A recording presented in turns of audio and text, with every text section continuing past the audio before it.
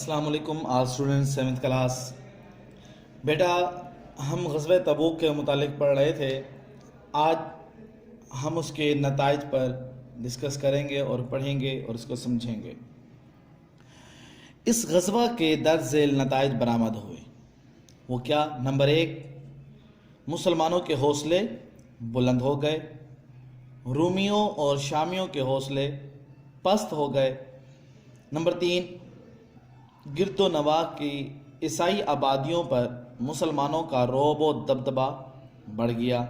Number 4, बहुत सी सरहदी कबाइल ने जजिया देकर मुसलमानों की इताअत कबूल कर ली।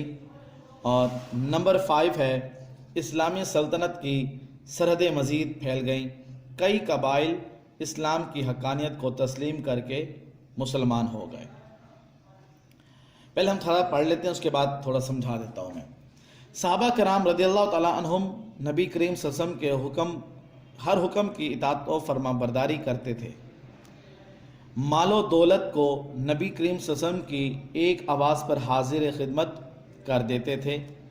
सहाबा कराम रज़ियल्लाहु ताला अन्हुम की हमेशा कोशिश रहती थी कि इस्लाम की इज़्ज़त और वक़ार की खातिर अपना सब कुछ खर्च कर दिया जाए।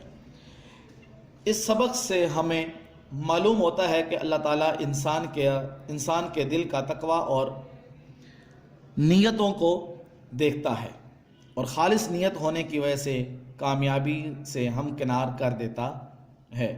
अगर हम सीरत रसूल सल्लल्लाहु अलैहि वसल्लम और सीरत सहाबा रज़ियल्लाहु ताला अन्हुम को अपनी ज़िंदगी का लाजमी हिस्सा बना लें तो कामयाबी हमारे कदम चूमेगी। बेटा, ये तो था लेक्चर। आइए अब इसको थोड़ा सा समझिए। यहाँ पर ये है कि उनके जब रोमियों को जब शिकस्त मिली थी और रोमियों ने जब देखा कि मुसलमानों के पास हिम्मत ताकत बहुत ज़्यादा है, तो फिर उन्होंने बग़ैर लड़ाई किए वो वहाँ से रुखसत हो गए। उन्होंने कहा जी हम तो नहीं लड़ सकते आपके मुकाबले में, तो इसलिए फिर मुसलमानों को भी बग़ैर लड़ाई के क्या हुई, फ़तह मिल गई और वो वापस मदीना मुनव्वरा में आ गए। और सहाबा कराम रज़ियल्लाहु ताला अन्हुम 20 दिन तक तबूक के मकाम पर रहे और फिर जब वापस मदीना मुनव्वरा तशरीफ़ लाने लगे तो इस्लामी फ़ौज की जब मदीना मुनव्वरा तशरीफ़ आवरी हुई तो उसकी ख़बर जब मदीना की औरतों, बच्चों और बच्चियों को जब मिली तो उन्होंने इस्तकबाल आपका बहुत अच्छे अंदाज से किया। इस तरह जिस तरह आप हिजरत करके जब मदीना मुनव्वरा तशरीफ़ लाए थे, जिस तरह उस मौके पर आपका इस्तकबाल किया था, उसी तरह वालिहाना इस्तकबाल आपका आपकी वापसी पर भी फिर क्या हुआ, आपका इस्तकबाल किया। अब उसके नताइज क्या निकले? उसके नताइज ये थे कि मुसलमानों के जो हौसले थे, हिम्मत थी, ताकत थी, वो और क्या हो गई, बुलंद हो गई और ज़्यादा बढ़ गई। और रूमियों और शामियों के हौसले वो क्या हो, पस्त हो गए, कम हो गए। ठीक है, मुसलमान जो थे उनके हौसले बुलंद हो गए और जो रूमी थे और जो शामी, ये दो इनके क्या हुए, हौसले पस्त हो गए, कम हो गए।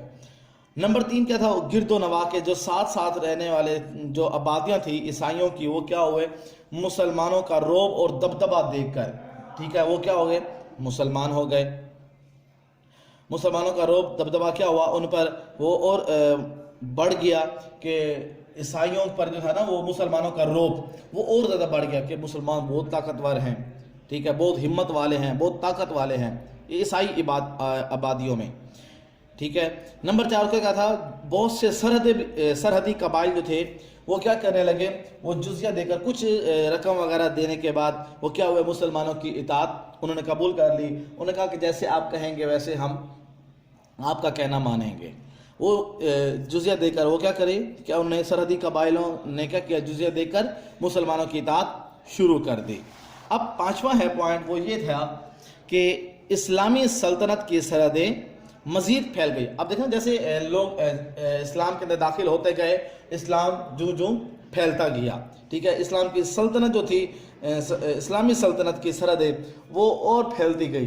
जितने लोग इसके अंदर ऐड होते गए वो क्या हुआ, इस्लाम और پھیلتا گیا، اس کی جو سرحد تھی وہ اور پھیلتی گئی، اور کئی قبائل اسلام کی حقانیت کو تسلیم کر کے مسلمان ہو گئے. یعنی کہ کئی جو قبیلے تھے وہ اسلام کی سچائی کو دیکھ کر وہ کیا ہوا، انہوں نے دیکھا کہ نہیں جی اسلام تو ایک سچا مذہب ہے، ہم نے اس کو اب تسلیم کر لیا ہے. جب انہوں نے اسلام کو تسلیم کر لیا تو پھر کیا ہوا، وہ خود اس اسلام کے اندر داخل ہو گئے اور وہ مسلمان بن گئے. تو آج ہمیں کیا کرنا چاہیے، اس سبق سے ہمیں کیا سبق ملتا ہے کہ جیسے صحابہ کرام کیا کرتے، حضور اکرم صلی اللہ علیہ وسلم کے ایک ہی آواز پر لبیک کہتے، اور آپ جیسے آپ صلی اللہ علیہ وسلم ارشاد فرماتے ویسے ہی آپ کرتے. آپ صلی اللہ علیہ وسلم ارشاد فرماتے کہ جہاد کے لیے کچھ لے آؤ تو صحابہ اس میں بھی دیر نہ کرتے، بلکہ کیا کرتے، آپ کی آواز پر لبیک کہتے، آپ کا ہر حکم مانتے اور فرما برداری کرتے. مال دولت جان مال سب کچھ وہ کیا تھا، آپ کی خدمت میں حاضر کر دیتے. صحابہ کرام کی ہمیشہ کوشش رہتی تھی کہ اسلام کی عزت اور وقار کی خاطر وہ کیا کرے، اسلام کی خاطر، ٹھیک ہے نا، نہ اپنی آن کی خاطر، نہ اپنی جان کی خاطر، نہ اپنے نام کی خاطر. اور صحابہ کہتے ہیں کہ ہم نے سب کچھ قربان کر دیا حضور کے نام پہ، وہ کیوں، فقط اسلام کی خاطر. وہ کہتے تھے کہ ہم جو کچھ ہمارے پاس جو کچھ بھی ہے وہ کیا ہے، ہم سب کچھ اسلام کی خاطر خرچ کرتے ہیں، تو یہی ہمارے لیے بہت اچھا ہے. اور اب آئیے اس سبق سے ہمیں کیا معلوم ہوتا ہے، کہ اس سبق سے ہمیں معلوم ہوتا ہے کہ اللہ تعالیٰ انسان کے دل کا تقوی اور نیتوں کو دیکھتا. اللہ تعالیٰ آپ کے پیسوں کو نہیں دیکھتا بیٹا، اللہ تعالیٰ آپ کے مال کو نہیں دیکھتا، گاڑیاں بنگلے محلات کو نہیں دیکھتا. اللہ تعالیٰ کیا دیکھتا ہے، اللہ تعالیٰ دل کا تقوی دیکھتا ہے اور نیت دیکھتا ہے. کیونکہ حضور اکرم صلی اللہ علیہ وسلم نے بھی ارشاد فرمایا تھا نا کہ انما الاعمال بالنیات، اعمال کا دار و مدار نیتوں پر ہوتا ہے، اور خالص نیت ہونے کی وجہ سے کامیابی سے بھی ہم کنار کر دیتا ہے. اگر ہم سیرت رسول صلی اللہ علیہ وسلم، سیرت صحابہ کو اپنی زندگی کا لازم حصہ بنا لیں تو کیا ہوگا، کامیابی ہمارے قدم چومے گی. ہمیں چاہیے کہ ہم سیرت رسول اور سیرت صحابہ پر عمل کریں، تو پھر انشاءاللہ زندگی میں کبھی کوئی ہمیں مشکلات پیش نہیں آئیں گی، بلکہ کیا ہوگا، ہمیں جو کامیابی ہے ہماری وہ ہمارے ساتھ ساتھ رہے گی، ہمیں ہر جگہ پر کامیابی ملتی رہے گی. بیٹا یہ تو تھا آج کا لیکچر. اس کے اوپر آپ نے جو سوال کرنا ہے، جو ہوم ورک ہے آپ کا، وہ یہ ہے سوال نمبر 3، مدینہ منورہ سے تبوک کا سفر کیسا تھا. مدینہ منورہ سے تبوک کا سفر کیسا تھا، یہ پیج نمبر 38 پر یہ جو آیت ہے نا وَأَعْيُنُهُمْ، اس کے نیچے سن 9 ہجری، ٹھیک ہے، یہ سن 9 ہجری جو ہے نا، یہاں سے لے کر سن 9 ہجری میں نبی کریم صلی اللہ علیہ وسلم کی قیادت میں یہاں سے لے کر یہ اس آیت کا آخری جو ہے جیش العسرہ یعنی تنگی کا لشکر بھی کہا جاتا ہے. یہ کوسچن نمبر 3 ہے، سن 9 ہجری سے لے کر تنگی کا لشکر بھی کہا جاتا ہے. یہاں تک بیٹا آپ نے اس کو لکھنا بھی ہے اور اچھی طریقے سے یاد بھی کرنا ہے. اور جب اچھی طریقے سے یاد کر لیں گے تو بیٹا آپ زبانی اس کو اچھی طریقے سے یاد کریں، دیکھ کے جب آپ یاد کریں گے سو کریں گے، زبانی بھی آپ نے اس کو اچھی طریقے سے یاد کرنا ہے. اگر اس کے متعلق کوئی سوال وغیرہ آپ کے ذہن میں ہو تو آپ نے نوٹ کر لینا ہے. جیسے اسکول اوپن ہوں گے ویسے ہم اس کے اوپر ڈسکس کریں گے اور زیادہ سے زیادہ آپ کو اچھا سمجھا بھی دیا جائے گا.